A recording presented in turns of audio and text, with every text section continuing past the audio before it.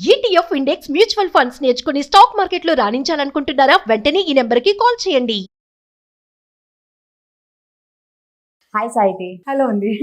ఇప్పుడు ఇంకో కథతో సాహితి మన ముందుకు వచ్చింది. అయితే యాక్చువల్గా మనము నటరాజుని చూస్తూ ఉంటాం. ఈవెన్ నటరాజ్ బాక్సుల పైన కూడా నటరాజుని బొమ్మ ఉంటుంది. అందరికీ తెలుసు నటరాజ్ అంటేనే డాన్స్ అంతే. ఆ నటరాజు కింద ఒక రాక్షసుడు ఉంటారు కాళ్ళతో తొక్కి. ఆ రాక్షసుడి గురించి మాకు ఒక కథ కావాలి. ఓకే. అయితే చాలా మంది నటరాజస్వామి విగ్రహాలు చూసినప్పుడు నటరాజస్వామి విగ్రహం మాత్రమే చూస్తారు. కాలు కింద ఆ చిన్ని రాక్షసుని అందరూ అబ్జర్వ్ చేయరు. కానీ ఆ రాక్షసుడి గురించి ఒక చాలా మంచి కథ ఉంది. ఆయన ఒత్తి రాక్షసుడు మాత్రమే కాదు, ఆయన అజ్ఞానానికి, అహంకారానికి, మతిమరుపుకి ప్రతీక. సో అందుకని పరమశివుడు చంపకుండా నటరాజస్వామి రూపంలో కాలు కింద అణచివేశాడు. ఎందుకంటే మనలో కూడా ఈ ఇగ్నోరెన్స్, ఈ అహంకారము, ఈ అజ్ఞానము ఇవన్నీ పూర్తిగా పోవండి. మనం పోవాలి అనుకున్నా పోవు.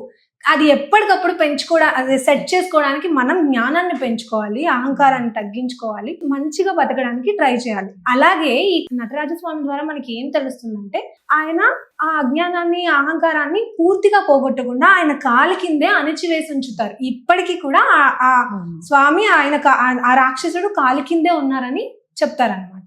అయితే ఈ కథ ఏంటంటే, దారుకావనం అనే అడవిలో కొంతమంది మహర్షులు వాళ్ళకున్న జ్ఞానం మీద గర్వంతో పరమశివుడి కన్నా మేమే గొప్ప అని హోమం చేస్తూ ఉంటారు. ఇలా చేస్తుండగా పరమశివుడికి ఈ విషయం తెలిసి వాళ్ళ గర్వాన్ని ఎలాగైనా పోగొట్టాలి అని భిక్షాటన చేయడానికి భిక్షగాడి రూపంలో వాళ్ళ దగ్గరికి వెళ్తారు. వెళ్ళి వాళ్ళని ఆ అహంకారం అణచివేయడానికి వాళ్ళతో మాట్లాడడానికి ప్రయత్నిస్తారు. వీళ్ళకి ఆ ప్రెజెన్స్ అర్థం అవుతుంది.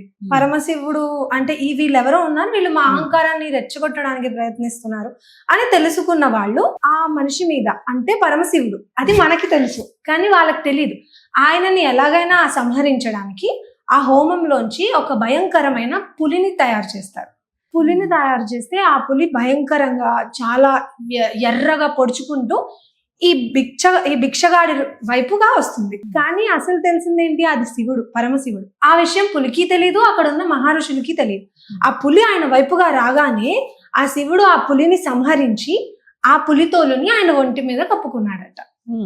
ఆ తర్వాత అదేంటి ఇలా చేశాడని ఆ మహర్షులు షాక్ అయిపోయి మళ్ళీ ఒక డేంజరస్ పాముని తయారు చేస్తారు, విషసర్పంని ఆ హోమంలోంచి పుట్టించి ఆ సర్పాన్ని ఆయన మీదకి విసురుతారు. విసిరేసరికి ఆ సర్పాన్ని ఆయన తీసుకుని తన మెడ చుట్టుకుని ఆ సర్పాన్ని ఆయన లొంగ తీసేసుకుంటారు. ఇలా కాదని అలా విచిత్రమైనవి చాలా తయారు చేస్తూ ఉంటారు.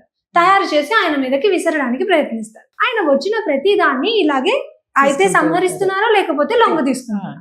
ఇక వారికి ఏం చేయాలో అర్థం కాక వారి అజ్ఞానాన్ని, అహంకారాన్ని కలిపి ఒక మరుగుజ్జు ఆయన అసురుడిని తయారు చేస్తారు. ఆ అసురుడి పేరే అపస్మారుడు. ఈయనని మన వాళ్ళు ముయాలకుడు అని కూడా అంటారు. ముయాలకుడు.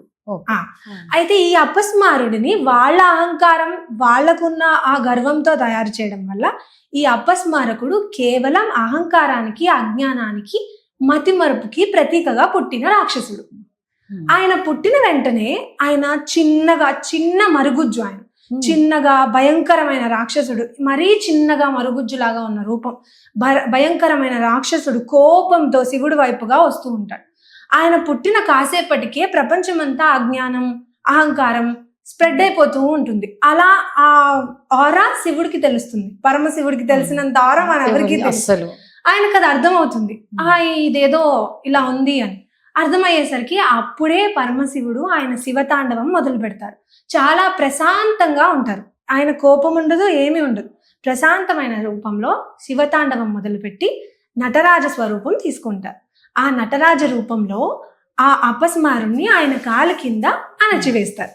అయితే అలా అణచివేసినప్పుడు ఆ అపస్మారుడు కాసేపు బయటకి రావడానికి ప్రయత్నిస్తారు. ఆ శివుడి పాదం కింద ఉన్న అపస్మారుడు బయటకు ఎలా రాగలడు?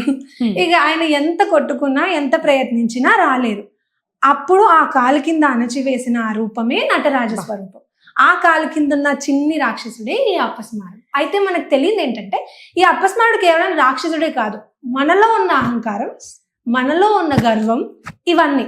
సో శివుడు చాలా అందంగా, ఇప్పుడు మనం పౌరాణికాల్లో చాలా కథల్లోంచి ఎంత అందమైన లెసన్స్ తీసుకోవచ్చు అంటే అండి, మనకు తెలియదు అసలు ఏంటి ఇంత బ్యూటిఫుల్ మెసేజ్ ఉందా అని. అది మనం తీసుకునే దాన్ని బట్టి ఉంది. ఎంత అందంగా చూపించారంటే ఆయన అనుకుంటే 5 నిమిషాల్లో ఆయన్ని సంహరించవచ్చు.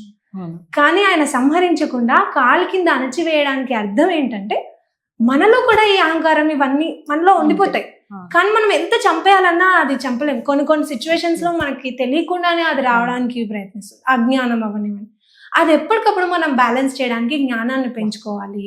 మనం మంచిని నేర్చుకోవాలి, పెద్దలతో ఉండాలి.